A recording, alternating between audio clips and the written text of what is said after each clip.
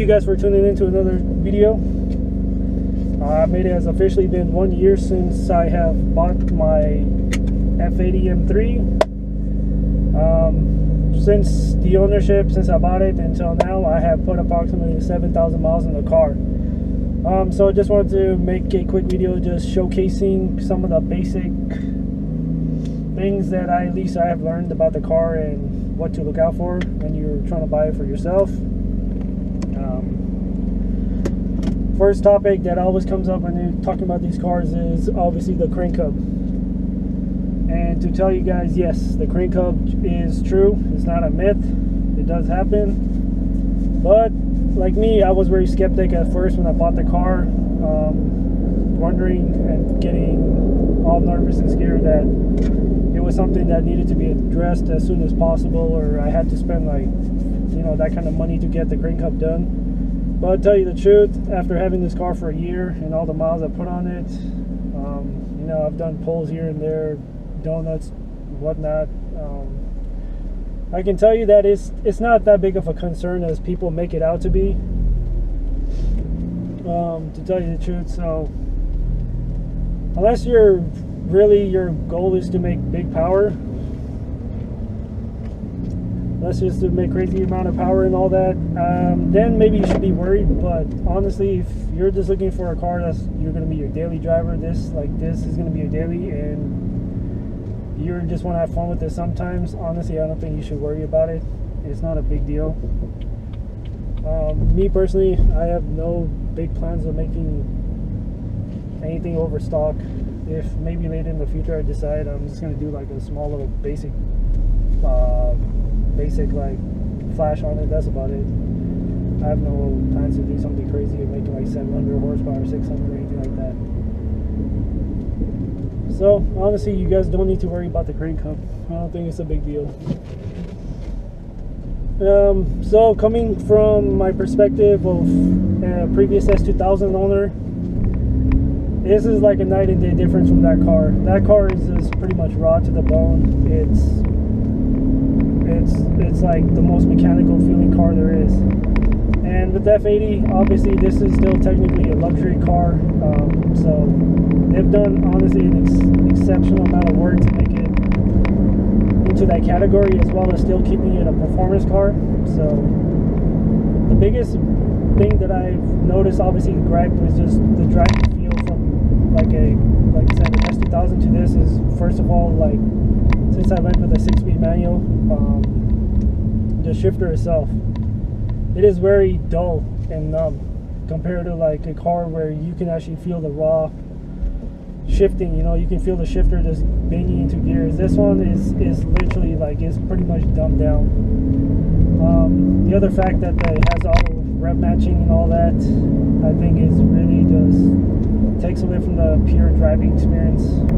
Again, it's the way they designed it. Everything is just so highly top of the line quality. Fabrics in here, the seats, everything feels amazing. For long trips, I cannot say anything bad about it whatsoever. Seeing that I had bought the car from up northern California, like San Francisco, I drove it down to SoCal, approximately 6 hours, and honestly, it was the most comfortable drive of my life. I have no complaints about this car and how comfortable it is, and for daily, I mean, you really cannot go wrong whatsoever. Maintenance, as far as this car is concerned, the way that BMW has it broken up, maintenance in this car is honestly not expensive. And from why, obviously, like being the first time buying a BMW, I was always concerned about maintenance and if something goes wrong or something goes bad, worry about paying for the cost of all that. And tell you the truth, knock on wood, again, this whole year I've had absolutely no maintenance work to do on the car other than just a basic. I did an oil change for my own benefit, because just so that I know that the car's been taken care of. So I did the oil change myself. As well as the only thing that it came up was that the car through maintenance light for brake fluid, since it's been 2 years. Not that it had driven the miles, but obviously just every 2 years supposed to change the brake fluid only. So I just did that. So far as maintenance, the car is honestly very cheap. It has obviously, like, I have never paid anything exceptional or no crazy cost from it. So that, as far as maintenance, that's what I can say about it. It's great car. Again, just an oil change. That's all I've done on it, and brake fluid. That's about it. So it costs for it every 10,000 miles for the oil change. But you know, to me personally, I would rather change that every 5,000 miles. I don't believe in that 10,000 mile stuff. Other than that, most of the money that I spend on the car has been just modifications that I've done to it from factory. So if you are interested, I can definitely make another video for you guys showing casing all the stuff that I've done to it as far as modifications. Another big thing, obviously, when buying a purchase of this magnitude is going to be the cost of insurance. That's going to be the biggest concern, because obviously due to the price tag of this car, and looking at your previous driving history and accidents or tickets, whatnot, is going to be a big concern from some of you guys, maybe possibly. And obviously the place where state you live in and city and whatnot. Being here in SoCal, that's one of the biggest expenses on this car has been insurance.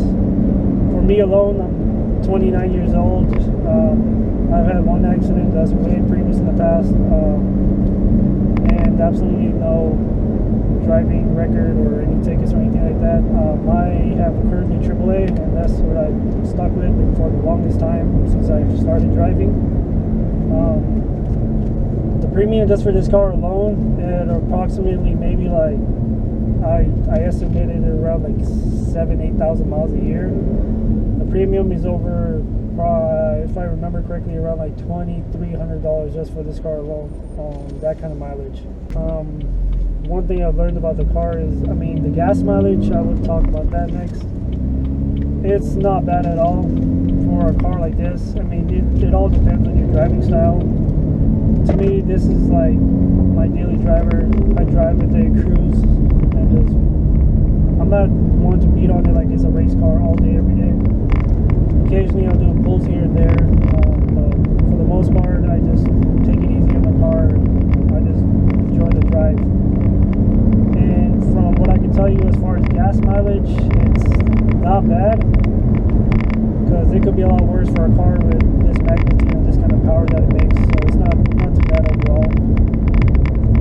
Being that it is a stick shift, it does get a little bit less gas mileage than the DCT due to the fact that it has 7 gears. And so on the highway when cruising, it's definitely going to save me a lot more gas. But for me, average since I bought the car, just normal driving, and like I said, pulls here and there, I've been averaging about 25 miles per gallon, which is, like I said, I think not bad at all. It definitely could be a lot worse. Again, it just all depends on your driving habits, driving style, because it could eat up gas really fast, depending on how you drive it. Every week and a half, I'm spending around like $65 right now on a tank of gas. So another thing I just want to talk about briefly is insurance. Not insurance, warranty. I did buy warranty for this car. Again, this being my first BMW, this is my dream car. Again, it's a big world to jump into, and I didn't know what to expect, so I was just trying to be cautious. So the dealership did offer me a warranty on it, so I did get the powertrain warranty for this car, just in case anything, was to go unexpected, and it will be covered. Again, for this whole year that I've had it, I got no complaints about it. It's been the greatest car ever.